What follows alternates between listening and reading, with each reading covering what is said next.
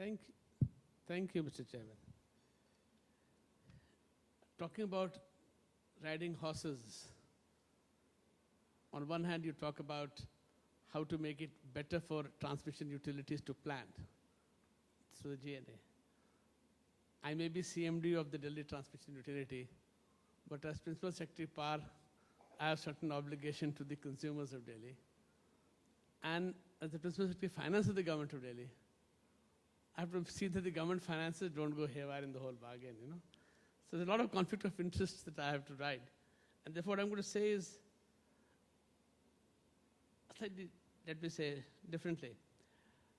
One, of course, that we need very good systems is not in doubt.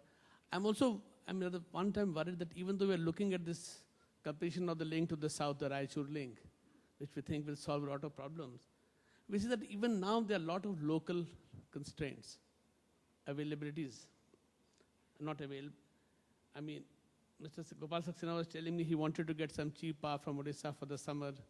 At that stage, he was told that it's not available, land capacity is not available, you can't get it. So he tied up with much more expensive power in the north. And after he signed the agreement, he was told, no, now the eastern corridor is available for you. You know, now, fine, let BRPL suffer. But ultimately, the Delhi consumers suffer, you see. So we have to really look at the Agra-Gwalior circuit, 765 kVA. We really have to looking not just at the national scene. And Hari, I like your point of the two beltways, I think we'll need multiple options. In that sense, while the initial capital cost will be considerable, in terms of ultimate flexibility, so the system doesn't break down. The opportunity cost involved each time the system breaks down. I'm not talking about the grid collapse of last year. The opportunity cost and the real economic cost are very, very heavy for a country like India. And we definitely need to make not just higher utilization, but more effective utilization of capacities. See, we always keep talking in this country all the time of adding capacities everywhere. I'm not always persuaded that adding capacities is always the right thing to do. It's how do you make use of the capacities, that is more important.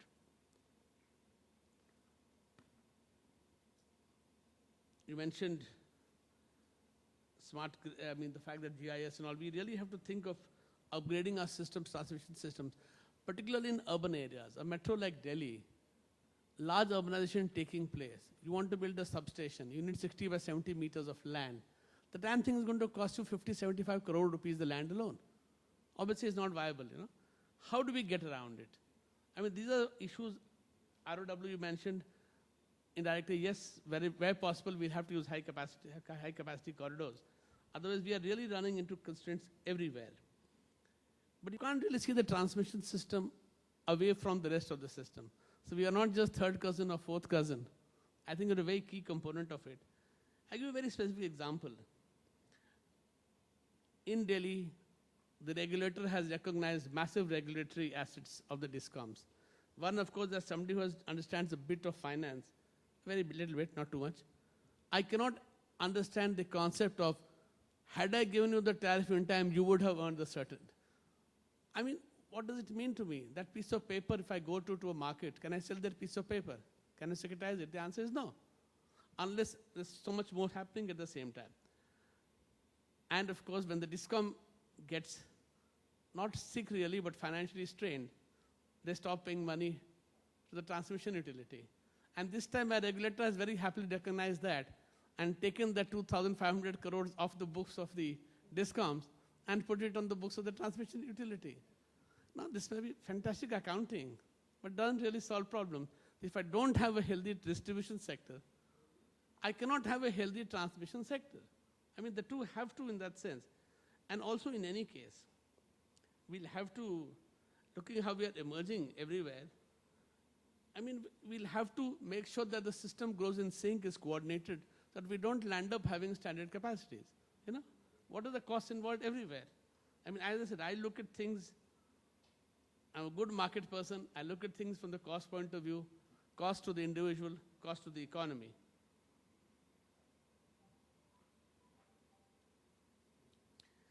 Islanding, thank God we have managed to do that in the city of Delhi. Touch wood, we hope we never to use it. It's like an insurance policy. You take a life insurance policy, not because you actually want your family to get the money, but just to be prepared for that contingency. We really need that robust support system in the thing. I am little less persuaded, and I'm going off tangent, on the ring fencing of SLDCs. I'll give you an example from another sector. The Commissioner of Rail Safety, who certifies railway lines, was taken out of the Rail Ministry and put in the Civil Aviation Ministry so that they're not pressurized by the Railway Board into clearing lines. Excellent. Ultimately, who staffs the Commissioner of Rail Safety? People from the railways who go in and come out. Now, the SLDC, even if you ring fence it, where will you get the trained manpower to sit there? People from the sector. If there are full-time people who can never leave the SLDC, you will run into problems because then they'll reach frustration levels and they won't move up. So, you'll have the usual problem of a small organization where there's not enough mobility. So, I would rather have better regulations to govern it rather than legal bodies. India will love creating laws. Anything happens, we create a new law for it, as if the law would solve the problem. I mean, we mandated enough times corruption should go away. It doesn't really seem to go away with legalities.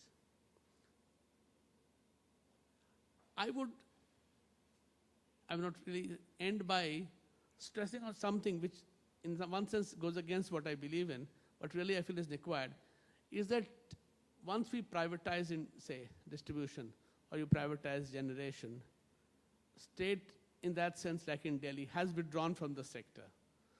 So the government is very happy that the budget books are clean now. SBI Caps tells us last year that Delhi government in 10 years has saved 30,000 crores, which is excellent, which has gone to funding the economy. But no sector should be seen again in isolation. Just like transmission can't be seen in isolation from the rest of the sector. You cannot see electricity sector as being separated. Do the road sector pay for itself all the time? No, you cannot pay for it. Today, can we ask the hospitals or schools to pay for themselves? No.